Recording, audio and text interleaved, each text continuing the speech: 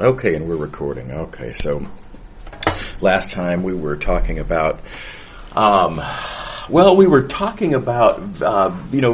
on parametrized surfaces, and we ended up computing how much area there is that comes from a little piece of area over in the parameter space, d phi d theta. And what we found is that, as we've often found, that output area is the input area times a certain factor. Right? So again, we've seen this situation a bunch of times. Change of variables was our first encounter with this, but then we saw it with scalar line integrals and line integrals in general. And now we're seeing it we're going to be developing here something called a surface integral. We haven't really quite gotten to those details yet, but big idea is that if you want to understand something that's happening on a weird, dimensionally awkward space, like a two-dimensional surface in a three-dimensional world, right? It's dimensionally weird. We can view it as being an image and expect, sort of be planning to sort of pull back questions that are on the dimensionally awkward surface and pulling them back through the parameterization to turn into questions over here where it's just two dimensions, period, double integrals and stuff, where we have a lot of tools. Okay, so what we have here then is our stretching factor. And the notation that I use, this is very often written as capital N. And so notice it's the magnitude of this capital N vector that is our stretching factor. And this is where we left off last time. So picking up from there, let's use this idea to compute an area. Now this doesn't really quite get at doing an integral yet. That's a more general idea. But just from an area point of view, if I want to add up a bunch of pieces of area, right? Well, then I'm adding up a bunch of these. And so we can just write all that down. And here we go. So we start off with the parameterization of the unit sphere. We talked about this one last time. This is our spherical graph parameterization because this comes out of rho equals 1. Right? This is just plugging in rho equals 1 into our usual conversion formulas. Okay.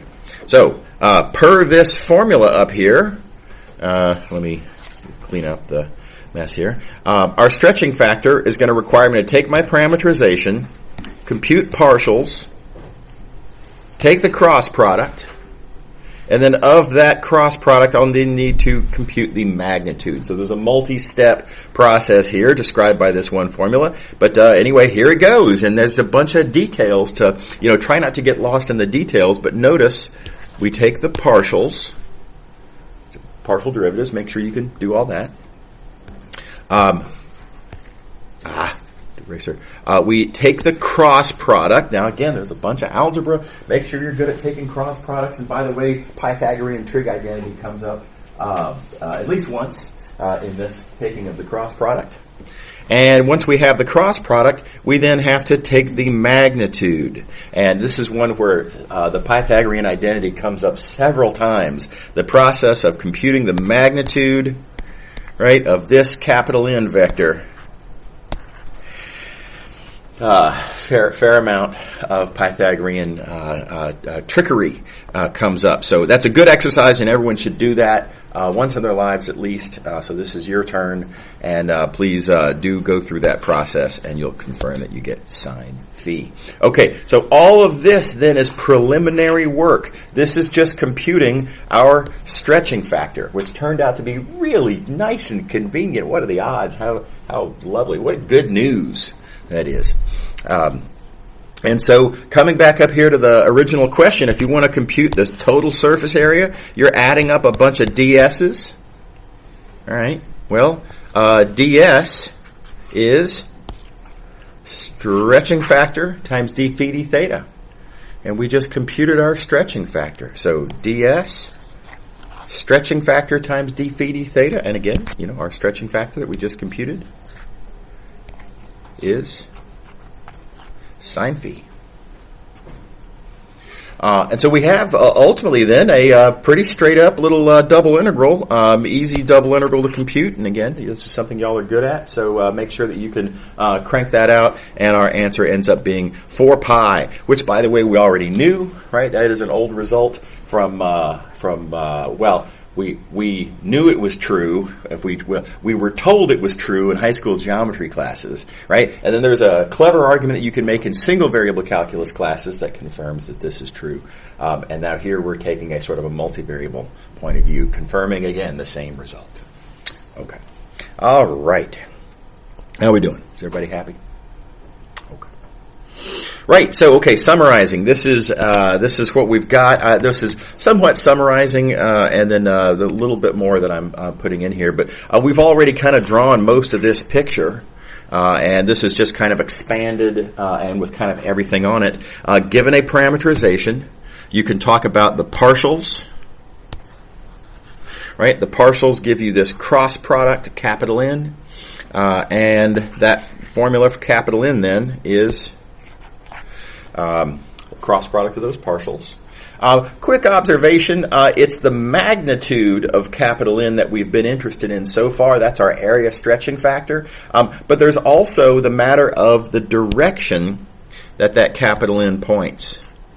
So the unit vector that points in the direction of that of our parametrized normal. Recall capital N as our parametrized normal vector.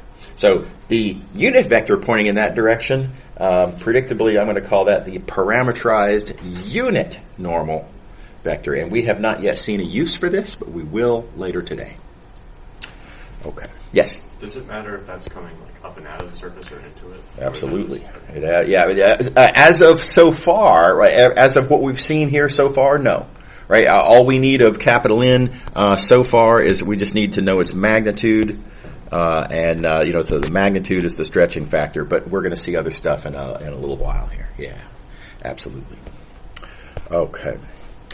So now, just throwing it out there, you could take this cross product of partials, and you could one at a time say, well, look, when you take the S partials of something that has 3 coordinates, you compute the S partials 1 coordinate at a time, and taking the T partials of something that has 3 coordinates. Well, we're going to do that again 1 coordinate at a time. You can just coordinate expand that out, and then you could take this cross product and you could, well, let's actually crank out the cross product. Let's expand this whole thing out as much as we can. And the weird thing is, you can confirm for yourselves on this, but each one of these coordinates, like you look at this one, right, which is that times that minus that times that, and well, it ends up being a Jacobian determinant. I mean, just algebraically, just looking at how it's written down, it's literally the determinant of the matrix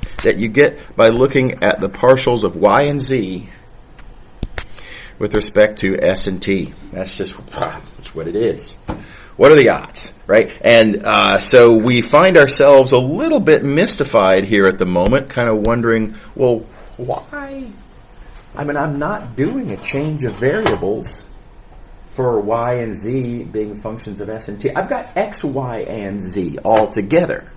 So why would a yz Jacobian determinant be showing up here? It's an eyebrow raiser. And I'm just going to leave that there for the moment. And it turns out that there's a really nice use for this observation. And there's also an excellent motivation for, why did this show up? Fundamentally, what is that, why do we get that? That's our answer. There really is a very simple and natural answer to the question. It's another one of these things that I just don't have time for in this class. If you want to see it, you're welcome to come to office hours. It'll take us about 15 minutes, and I'll be very happy to show you. It's pretty interesting stuff. Okay. All right. So now the last thing I'm going to show you before we go on to the next section is that there is a nice simplification of this if, emphasis on if, you are using a graph parameterization. Now, reminder, we like graph parameterizations. You'll probably be using graph parameterizations fairly often, but they are not always graph parameterizations, right? Sometimes you have a different kind of parameterization. So if you have a graph parameterization, well, that says loads. If you have a graph parameterization, your first two coordinates, let's just say, for example, will be S and T. That's part of the strategy for the graph parameterization. And if that's the case, then these partials will be very predictably 0 and 1 and like this. And that means that this coordinate right here will always be 1. And furthermore, it means that these coordinates will always be what I've got here. They'll be the minus of the S and T partials of whatever that function is. Now that's just the way the algebra works out, with S and T, very simple, being the first two coordinates, namely when you have a graph parameterization. So it just works out this way. And then proceeding along, when you take the magnitude, right? Take the magnitude of that, you get this square root. And then it just happens to be, again, I mean, it's just nice that this worked out, just happens to be, color choices, here we go, that this thing right here is the magnitude squared of the gradient. And remember, the magnitude of the gradient is the steepness, so altogether then it's the square of the steepness. How steep is this surface? How steep is that graph? Again, keep in mind, this only works if you're using a graph parameterization. So that's a nice little perk.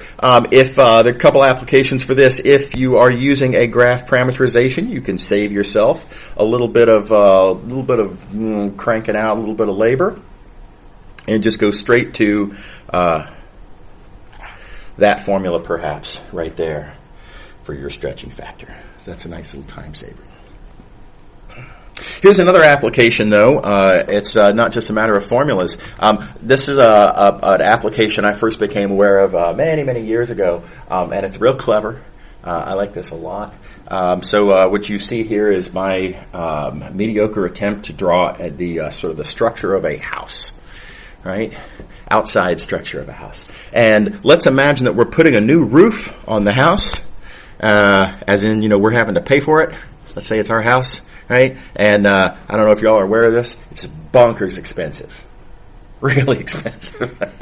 And so it's really valuable to know how much area your roof has,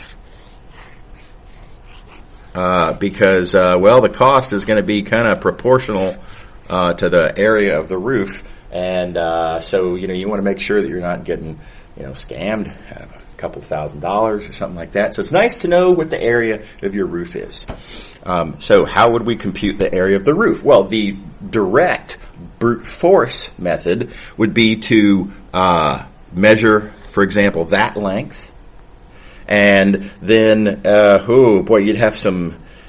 guess you could get up there with a tape measure and measure that length and that length. Now you've got a non-right triangle. I guess you can use geometry formulas and figure out what that area is, and then you can repeat for this shape like that, and then you could repeat for this, etc. And now, of course, I've drawn a very simple little roof here, and most roofs are not that simple, so you'd have a bunch of tedious calculations to do. So here's the clever idea. This is a surface. The roof that I have up here in purple, it's a surface. Furthermore, it's a graph. Right? I mean, it passes the vertical line test. And I don't want to have to write down a formula for what that is a graph of, but what I can very easily do is just say, well, if it's a graph, and if I were to use the graph parameterization, I know how the stretching factor is going to work out. All that matters is how steep is the roof. That's it. And here's the wonderful thing about, not all houses and every house is different, blah, blah, but it's a very large fraction of houses, mine included, by the way. The steepness, how steep is it there, and how steep is it there, how steep is it there, etc. Constant over the entire roof. It's just the same everywhere. And so you don't have to deal with 6 or, in the case of, my house is probably more like 20, right? Different little faces of, given all the little juts and, the structure of the way the house is put together. You can just say very simply, I'm doing a graph parameterization and therefore, and I'm parameterizing over that footprint, which is really easy to compute the area of. Right? I'm doing an integral of this stretching factor, which is a constant. And so, in fact, all together, forget about all the geometry of all the triangles and parallelograms and Heron's formula, etc. No, it's just the footprint area of your house, of the footprint, and then multiply by this constant factor. Just that. I think that's a neat real-world application. And potential money saver for y'all someday when you are homeowners, possibly. Okay. All right. Okay. Is everybody happy with all of this? Yeah, question. For the graph parameterization formulas above. Yep. Like if say you had an equation at first and you solve for like y instead of z, is there a way to shuffle this around? Oh yeah, I mean if this were instead of having z as a function of x and y, if your s and t were in different places, then all that would do is it would move around where these zeros and ones are, and it would move around where these partial derivatives are. But the punchline would be morally equivalent. I mean, you wouldn't get steepness as in z rise per unit, x, y run, right? But you'd have an analogous thing. And so, yeah, this formula here, for example, would just be x's and z's or y's and z's or whatever. Yep, totally. Okay. All right. So, moving on to 7.2. We already have our tools built up for defining surface integrals. We just have to kind of throw it all together. So I hope this will come as no surprise here. But if you have a surface and you want to do some sort of a chop it up, add it up, right? And why might you want to chop up, add up? Maybe you want to compute the area. That's sort of the easy first example. You want to compute the area of that surface. We already did one of those. Maybe you have a more complicated question, like maybe this is the side of a hill, and there's a certain flower that's growing on the hill, but it's growing in greater concentration lower on the hill where it's less altitude and at sparser sort of density with the higher you go up, right? More altitude, less resources for the flower to live off, or whatever, right? And so it's a weird shaped hill, and there's more flowers down here, less flowers up there. Grand total, how many flowers have we got? Right? So, what we'd want to do is take our hill and chop it up into little pieces. And on each little piece, I'd want to know how many flowers are in that little piece. How many flowers are there in that little piece? Well, it's going to be area times, flowers per unit area. Some sort of a quantity per unit size, aka some sort of a density. Right? So this is our old scenario. We have a large problem that we chop up into a bunch of small problems. Such that on each small problem, it's some function times area. So it's structurally is just like all the other Riemann sums that we've written down. Different details because now it's a surface in space. Structurally, those same idea. Okay. So, really, then, all we're doing here is defining a notation. I do think it's a pretty believable notation. We're adding up in two different directions. So, therefore, two integral symbols to represent this two-index Riemann sum. And as usual, we're going to shorthand deltas with d's. Right? And there you go. This is our notation then for a surface integral. And now this is going to seem familiar probably, but you remember when we were talking about line integrals, I had to kind of give you some foreshadowing and say, look, it turns out there's actually two different kinds of line integrals. So we threw in some terminology, then it became clear later that there was need for another kind of line integral. Same thing's going to happen here. So we're not ready to see what this other kind of integral is, but there will be another kind of surface integral. We'll be getting to it today, right, in a few minutes, in fact. And so I have to qualify this specifically as being a scalar. In fact, let me do this in a different color. I have to qualify this as being a scalar line integral, and it's because the integrand is a scalar, and the differential is a scalar. That's the terminology. So, scalar surface integral. Everybody on board? All right, I'll bet you can probably see where this is going now. We're going to do an example of how to compute this, where, well, we already know what ds is. We already know ds is stretching factor times ds dt.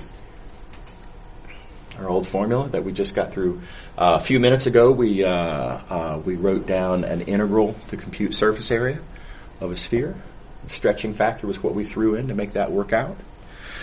So that's what we're going to do here in general. If you have some surface like this, and you want to pull it back through a parameterization to an integral on some much nicer domain in the ST plane, like that, your stretching factor, that stretching factor just goes right in there. And specifically then, the amount of surface area, this ds there, is stretching factor times ds dt. What do you think? Everybody all right with that? Okay. All right. So, yeah, cool. So let's see some examples. All righty. By the way, you may recall when we were doing scalar line integrals for the first time, I set up a scenario and then I said, let's compute a bunch of stuff. And we computed mass and center of mass, both of the coordinates, all of the coordinates, what have you, and moment of inertia, all at the same time because they're all using the same parameterization and the same setup, and we might as well. So I'm going to do the same thing here. We're going to talk here now about the upper unit hemisphere, being as it is part of the sphere. I'm going to use my old convenient established spherical graph parameterization for the sphere, and we'll control for the fact that we're only looking at the upper half of it by messing with the bounds when we get around to writing down the integral. Okay, now we know from up here that if I'm going to do any integrals at all, I'm going to need to know that stretching factor. That stretching factor requires knowing capital N. Capital N is the cross product of these partials. So I'm going to have to compute the partials, take their cross product. That gives me N, of which I will then take the magnitude. Right? So there's kind of a multi-step process there. And let's get that out of the way first. This is another, so another example of the calculation that I think, again, everybody should do once in their lives. Again, this is your time. Go through it. So half of the details for this were already outlined in the previous calculation that we did. So I'm just going to say yada, yada, yada here, and our stretching factor, again, sine phi. Make sure you can fill in these details. This is a really nice exercise to make sure that you're good in all aspects of computing stretching factors. Everybody see what I want you to do? These calculations here? Okay. All right. Okay, and off we go. Let's compute the mass. Well, that's the sum of all the little pieces of mass, and each little piece of mass is mass per unit area times area on my surface. Oh, let's compute, instead of that, let's compute the x-coordinate of the centroid. Okay, well, here's the formula for the x-coordinate of the centroid. And again, what is dm? Well, mass is mass per unit area times area on the surface. That's the same that I did here. Right? Likewise, for these other calculations, at the same time, right, dm is mass per unit area times area. And I've got other terms in my or factors in my integrand because I'm computing different things. Formula for moment of inertia, it's the usual integral r squared dm. That's always the same. But that dm is density times ds, just like this dm is density times ds. Okay. Our stretching factor, let's see here, I'll do it like this. ds is stretching factor times d phi d theta in all of these. And let's see, our stretching factor, we already computed. Stretching factor was sine phi. So that's the same for, same for all of these, etc. Everybody see how these work? So, yeah. So now going back up to the statement of the question, we want the upper unit hemisphere. So if you think about, what does the upper half of a sphere look like? Here's our sphere. We can indicate that we only want the upper half of the sphere by restricting our attention to values of phi. Right? Keep in mind this angle right here is phi. And if I want the upper half only, then I want phi to just be between 0 and pi over 2. Right? Everybody happy with that?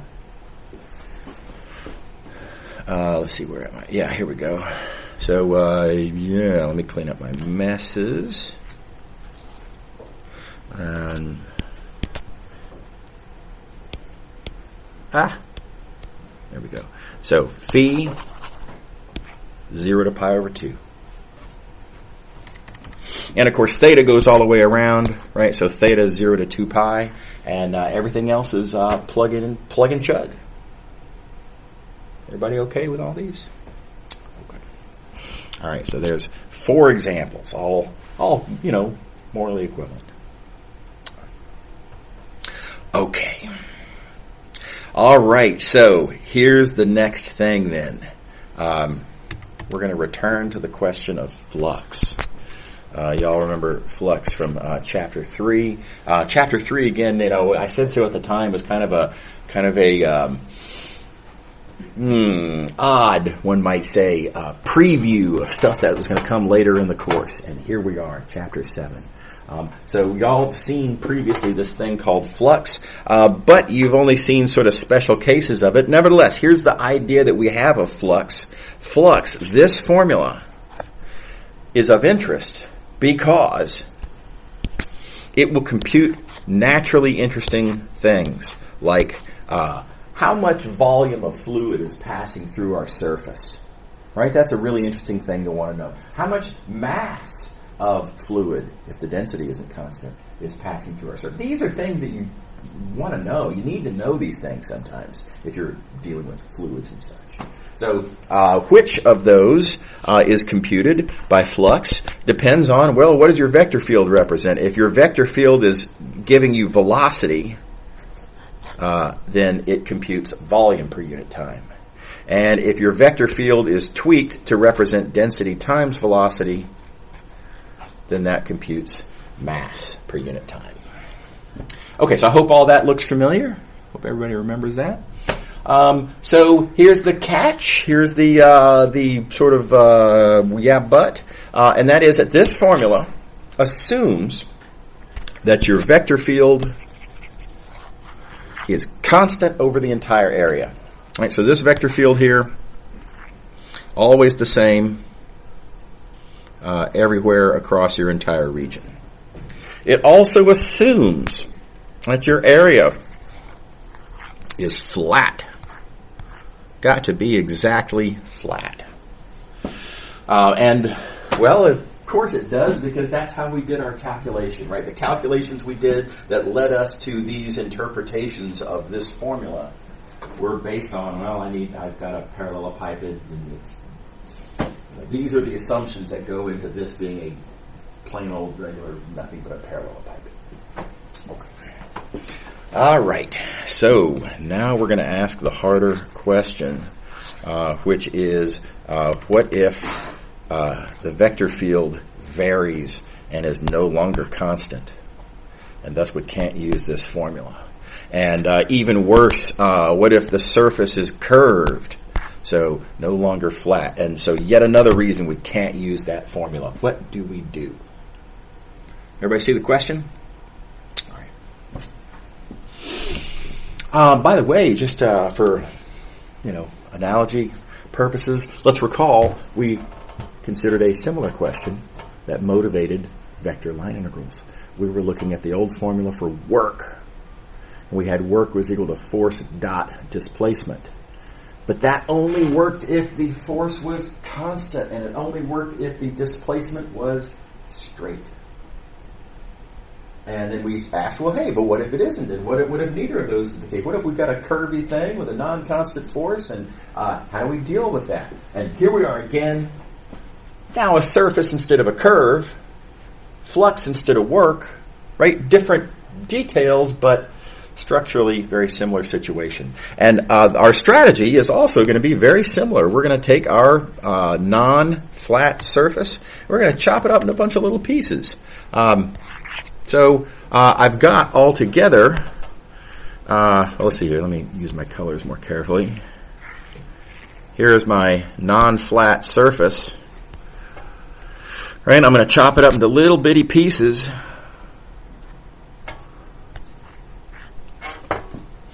Small enough so that on each individual piece, one at a time, each one's approximately flat.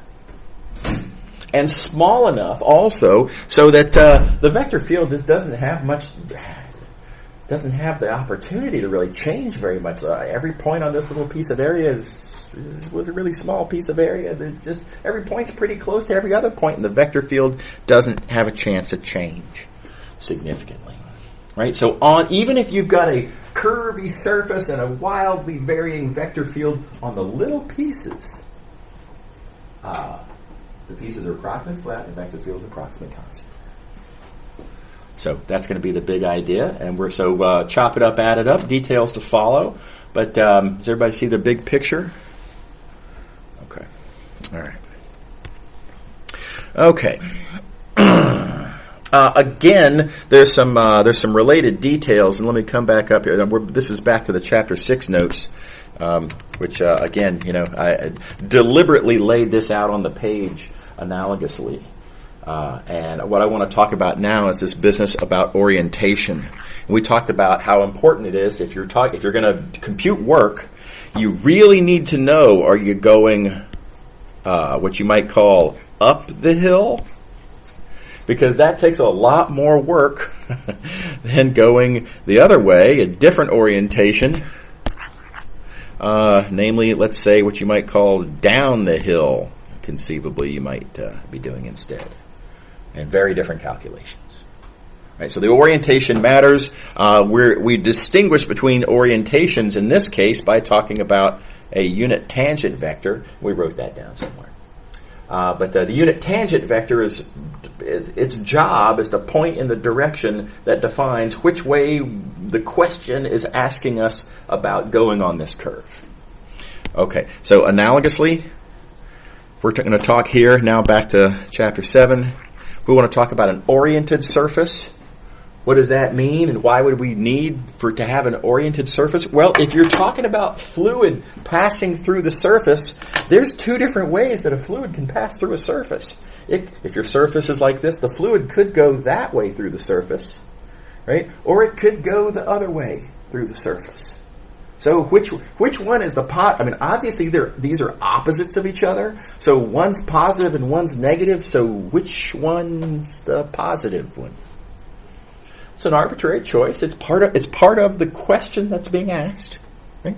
And so we need to just have a way of describing geometrically anyway, what do you mean by the positive direction through the surface? And so we describe what we mean by the positive direction by this thing called an orientation. And it is represented again by unit vectors, what we call unit normal vectors. And I'm going to call these the orientation unit normals. Don't forget, we already talked about parametrized unit normals that come from the parameterization. And here, though, we're talking instead about unit normals that we're using for the purposes of defining what we want to call the correct or the positive direction through the surface. Okay. What do you think? Does everybody see what I'm doing there? Questions? Feel free. A lot left to be developed. Okay. All right. So, with all of that said, I can look at any piece of surface. Keep in mind I've chopped up my large surface into a bunch of little pieces. Right? Now on each little piece, well, it's approximately flat. The vector field is approximately constant. And so I can write down the old formula for flux. The old formula for flux is F dot N times area. And it's just that now the area is ds. And the N specifically is the orientation unit normal, namely it's the unit vector indicating which way we want to say is the positive direction through the surface. The arbitrary, given to us in the statement of the question or defined implicitly in the question, whatever the case may be. Okay, how are we doing? All right. So So that being said, chop it up, add it up. Total flux. Total quantity of fluid passing through my surface. Well, you look at all the pieces of surface individually and add up over all those pieces. So this is just the kind of step one, you might say, step 1/2. The very first thing we do in some sense in any integral is to declare that the whole is the sum of the pieces. Okay. We just agreed that on each little piece, flux is computed by that formula, so there we go. And you can just draw the line right here and say, okay, we're done. This is the answer to the question right here. In fact, for the moment, I am going to stop right here and say that if you want to compute flux, this is the formula. I believe, if I remember correctly, this is the book's preferred notation. Certainly a lot of books like this notation. I am going to tweak it in just a second here, but yeah, there you go. That's how you compute the total amount of flux. Okay. All right, here's the tweak. Let me remind you that there is a notation for line integrals, and I'm going to write some stuff down up here for line integrals, just for comparison purposes. But we computed things like this, f dot t ds. This is one of our notations for a vector line integral, you may recall. Wasn't the first one we wrote down, but it's A1. Right? And then we have to also recall that we can rewrite that, or vice versa, depending on how you prefer to look at it. In fact, in the history of this class, we actually kind of went the other way. We started by writing dx, because that was a natural concept, displacement along the curve, and we rewrote dx as tds. Okay, but anyway, whichever way, these are equal to each other. So we find ourselves in a similar situation here. I again have, just like I did with the line integral, a unit vector describing my orientation of my piece of curve times a scalar representing the length of that piece of curve. So orientation times size is what I have here. And we call that dx because this points in the direction that the curve points. Its magnitude is the size. This TDS tells you everything you could possibly want to know about that piece of curve. Which direction is it pointing and how long is it? One single vector. It's telling you everything there is to know about that piece of curve. Well, here we are again. We look at n ds. This n here is telling you how that piece of surface is oriented, right? And, let's see here, colors, I'll use yellow. DS here is telling you how big that piece of surface is. So everything you could want to know about this little piece of surface, how big, how's it oriented, is wrapped up in this one thing, this product, n times ds. And so this, too, we're going to give a name. We're going to call that the ds vector, kind of by analogy to the, dx tells us everything about a piece of curve. ds, this product here, this ds tells us everything we could want to know about a piece of surface. How big, how's it oriented? Is that cool? All right. Okay, so so that's this discussion right here. Okay. All right, so this, for whatever it's worth, when you write down surface integrals, it really makes a lot of sense as you're writing them down for the first time to write this down first. Because this is what you can literally see that coming out of the existing formula we have for flux. You can see all of, you can see the little pieces of flux there in that formulation. That said, once we have that written down, and now that we made this realization that we can rewrite it like so, this is actually more compact. Right, this notation, it's more compact. It's really pretty elegant. It has another nice feature, and that is the thing that looks like the differential is all of the information pertaining to the domain. That's not true with this other notation. The information pertaining to the domain here, it's not just in the size. It's also kind of in what you might want to call the integrand. This factor here, this unit normal here, is it's not really it's not separate from the domain. This is kind of part of the domain in a way, and ultimately this is kind of just awkward correspondingly.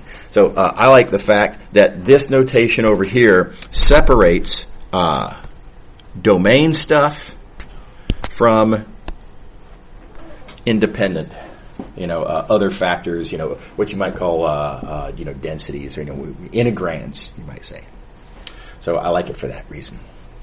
And by the way, now we're gonna define this as a vector surface integral. You can see why we call it a surface integral, because it's an integral over a surface. We call it a vector surface integral because that is a vector, and this is a vector. Okay. All right. So, again, turns out we already have all the tools that we need to compute these things. We already developed all of this stuff. And we know our stretching factor. Right? So all we have to do is kind of write it all down and just be careful as we write it down and just keep track of what we got. So here it is. We wrote this is from the previous page. This is our existing development of a vector surface integral, and then I'm just gonna kind of recopy from what I have. Let's see here. Here, ds is n ds dt, magnitude of capital N times ds dt. That's our old news, that's where we insert our stretching factor. And again, you could stop here and declare victory, but mostly we like to sort of go on and say, well, hey, wait a second here. Let's look at this product. I have here the unit normal, and then times the magnitude of the capital N. But wait a second, capital N also normal. So don't I have a direction and a magnitude? Isn't all of this together just capital N? Right? Looks like a duck, quacks like a duck. Same direction, same magnitude, isn't it? Right? So very tempting. Now I am going to, you'll see I have the star here written in the notes. That's my confession that I just committed a math crime, and I did it on purpose because what I've done here is a little bit wrong, and I'm going to correct it in a few minutes. But for the moment, I don't want to. We've got enough going on as it is. I don't want to get distracted by something that can be left to later. So I'm just going to. You can be thinking for yourselves right now. Where's the math crime here? This is what I just wrote here is not responsible. Again, fully clarified, coming up soon. But for the moment, just be kind of thinking about it. Okay. And let's compute one. So notice, by the way, we then have a very convenient formula for how to compute a flux. If you have a parameterized surface, notice everything here is in terms of the parameterization, right? And so this is plug and chug. Just like with vector line integrals, once you have a parameterization, it's plug and chug. So here we go. Suppose I look at the portion of that paraboloid sitting above the unit square. Now, that's an arbitrary surface, right? Right, we got a surface there, and the particular part of it we want to look at. And let's see, we are through that surface going to want to compute the flux of this vector field. So I've got a vector field, I've got a surface, and let's just start cranking. First, I parameterize my surface. Always step one. If you're going to use the parameterization formula, you've got to parameterize your surface. Notice this is a graph. Being as it is a graph, I use the graph parameterization. Right, my first two coordinates are the parameters, etc. Once you have the parameterization, well, there's the usual, we gotta take the partials, then we gotta take the cross product, and then we gotta compute, wait a second, we don't have to compute the magnitude, do we? Come back up here and look at our formula. We just need capital N itself. Yes, wrapped up inside of capital N is the magnitude that is our stretching factor, but we also need to know the orientation, and all of that together it's all wrapped up inside of our capital N vector. We don't need to separately compute that magnitude. That's nice. That's a convenience. Okay. So we got our capital N vector, and now it's just a matter of kind of plugging things in. There's our capital N. And let's see here. I need my, my vector field. So the vector field is, it is all of this. Where did that come from? Well, let's see here. Our vector field starts off with, you see here, z squared. First coordinate is z squared. Wait a minute, what is z? Z is from the parameterization. Right? Now, I'm kind of combining arguably two steps into one here. But our vector field F, first coordinate is z squared. Z comes from the parameterization, so z squared is that. How are we doing? Everybody see that? You can see, by the way, notice also how easy it would be to mess up. Right? Because you're plugging in a vector valued function giving the parameterization x, y, z. You're plugging that into a vector valued vector field that's your actual integrand. So be careful, right? Take your time. Don't do that too fast and accidentally oops. Okay. So likewise, let's see here. The second coordinate here is x squared. So I claim that this is what you get for x squared because x, you can see right here, x is s. Says so right in the parameterization. Okay. Okay, so all together then, f dot n, all of this, it's all in terms of s and t. You integrate ds dt, and it's just a double integral at this point, and so I'm going to say it's all over. Okay, how are we doing? Is everybody happy? Okay. All right. Oh, gosh. I have 25 seconds. All right. I think I'm just going to have to draw the line right here. It's a nice stopping point. So I'm going to leave it as a cliffhanger. What my math crime was, that'll all be revealed on Wednesday. And see y'all then. Have a good one. Oh, and stick around as usual if I didn't get